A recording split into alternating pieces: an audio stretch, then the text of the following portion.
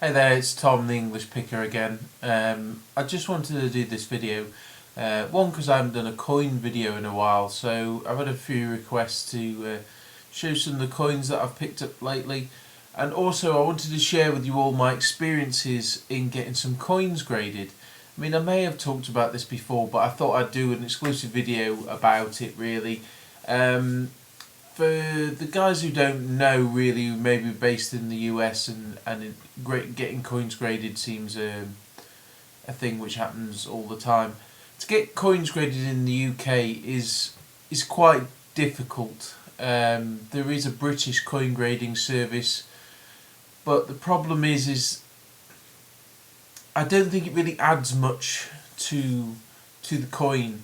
And their reputation is reasonable, but I think on the international market it's really it's NGC and PCGS.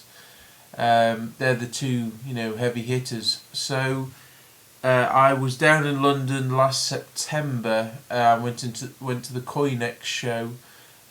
Great show if you can make it. It's expensive to get in, but if you go sort of later on in the day, it's much cheaper to go. I think first thing it's sort of £100 or something, £50-100 to go in. But if you go later on in the day, it's sort of like 10 quid, 10-15 quid or something like that. So it's more reasonable, and I think it's £5 if you go later on than that. But both NGC and PCGS were there. NGC were there, they weren't there the year before, and I think the European office is based in Germany, and I did talk to them, but I decided not to go with them for grading because I don't know, I prefer the PCGS capsules. It's just a personal preference. I don't like the white sort of soap bar look, and it was nice chatting to the lady from PCGS. And they are based out of Paris, and I probably won't do it again, if I'm honest, unless it's a high-end coin, which I'm sure about,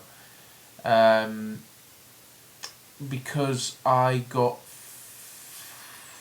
5 coins graded, and 3 of them got body bagged, so they got put in little plastic slips. 1 because it was cleaned, and 2 because they were deemed sort of in a category which PCGS doesn't grade. So really annoying, and you lose your money. You pay for it, and then your money goes out the window. So I was a bit annoyed because upon giving them the coins, I wasn't advised upon whether it was a good idea to grade them. There was no kind of advice there, so really that could have been picked up earlier. So I was quite pissed off because the whole process cost me several £100, and the 2 coins that I did get encapsulated, as nice as they are, I'm going to have to keep them because there was no way I could ever make any money on them. So it was a learning experience, definitely. And one of the coins that I got graded, I actually found myself on eBay from a photo on eBay, and I won the auction. And I did do a video about it before, and I ummed and ahed about whether it was real or not, or etc, etc. And it turns out it was. So I'll show you the 2 coins that I got graded. They are here. First coin, I got it graded because it was a nice example, and I don't see many of these coins in this condition, and I've never seen one graded. So I thought it was more unusual, but in reality I am going to keep it. You can see, see if we can get it there. It is a 1887 double florin Victorian coin. I bought this for, I think I paid £40 from an antiques fair in Staffordshire. I think it was in Cannock, about 2 years ago.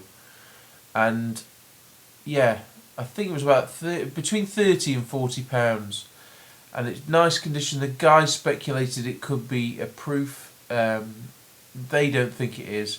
And there is light hairlines, so it's deemed as genuine AU details, but they've put the cleaning denomination on there. So yeah, just interesting anyway.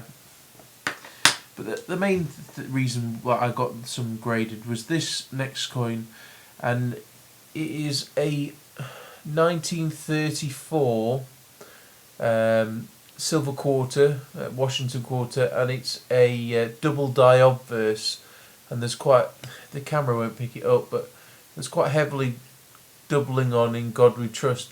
But this coin is just black as anything and dead worn. I thought it would get like a really sort of lower end grade. I mean, I always knew that it wasn't going to come back great, but they've actually deemed it very fine details, but then it's got the environmental damage, which it has got significant environmental damage. I wouldn't be surprised if this was found metal detecting or something like that.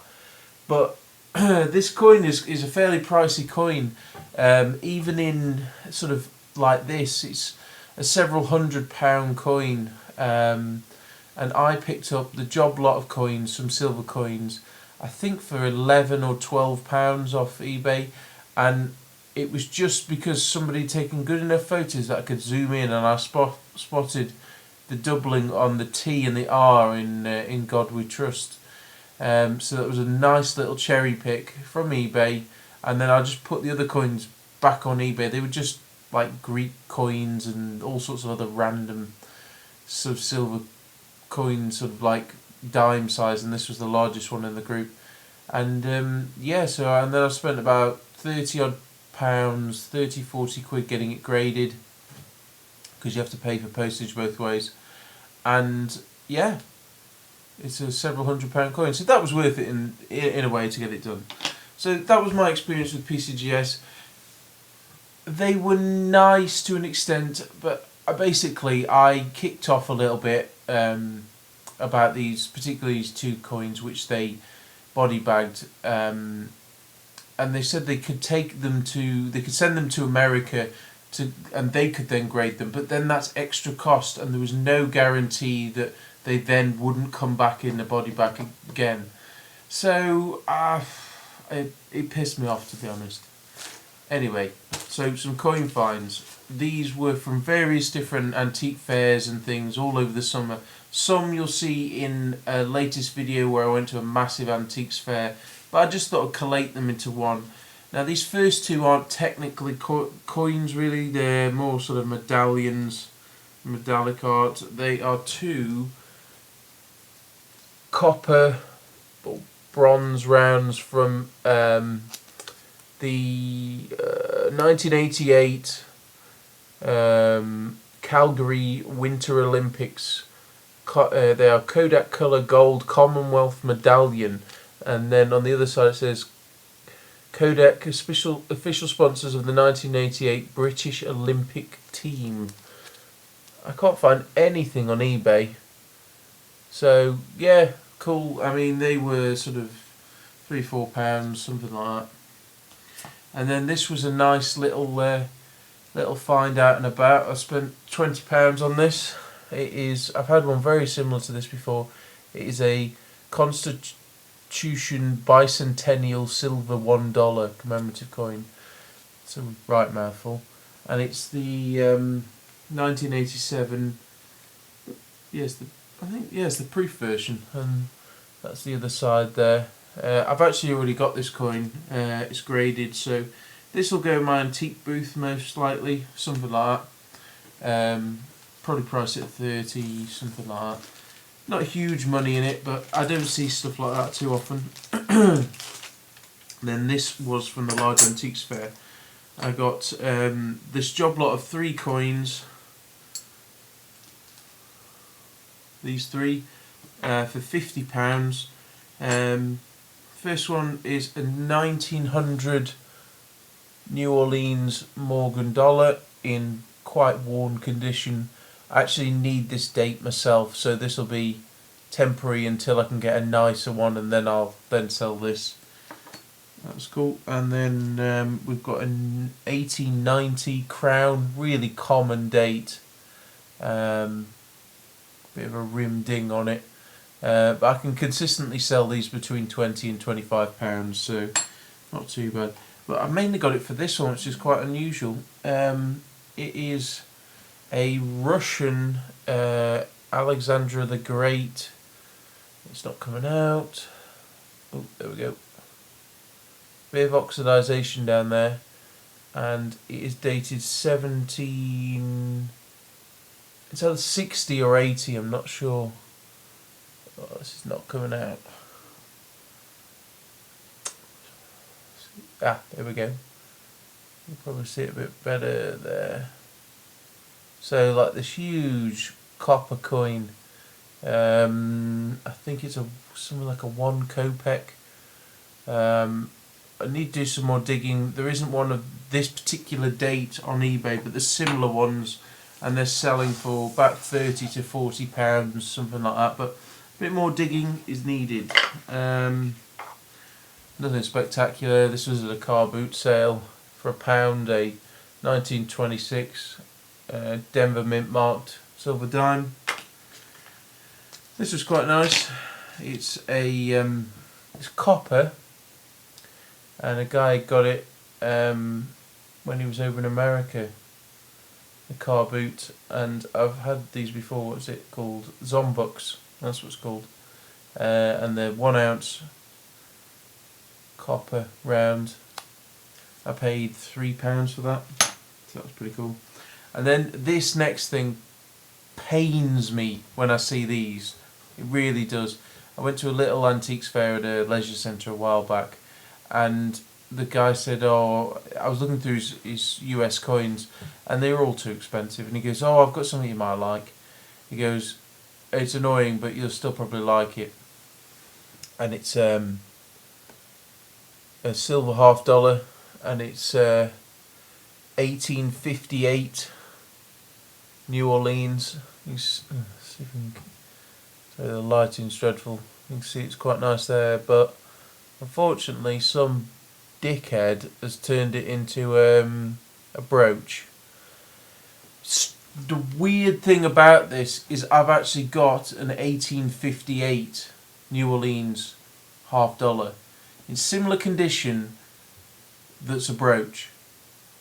I mean, the chances of that is just weird. So I've actually got 2 that are like this. The other one that I've got, I think, is the brooch part is slightly damaged or something. I'll have to fish them both out and show you them side by side. Next thing I got was quite cool. This was from an auction house. It was spur of the moment. I got this for under its scrap price at the time, and actually gold's gone up a little bit, but I am keen to move this because it is a lump of cash, and it is, I might have shown this in a previous video, I'm not too sure, but it is my very first gold sovereign, and it is a George V in really nice condition. Bloody camera doesn't do it justice. There we go.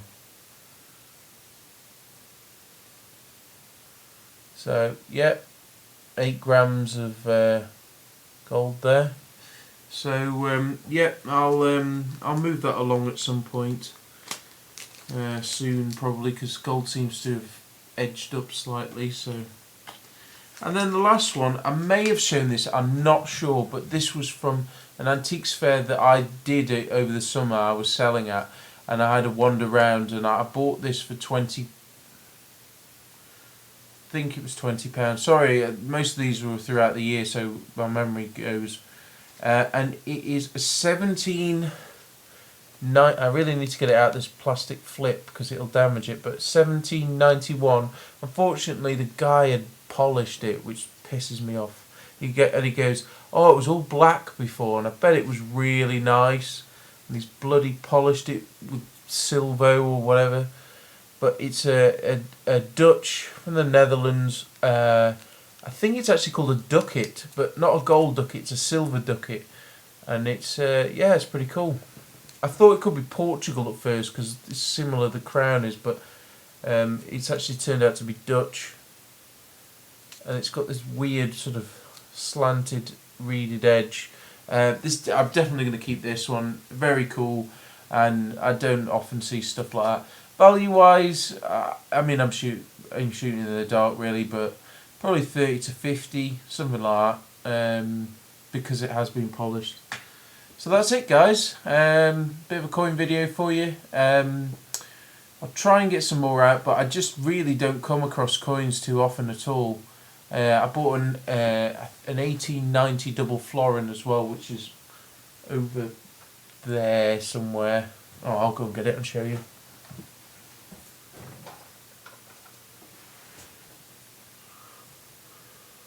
And I showed that in a recent video. I paid £12 for that.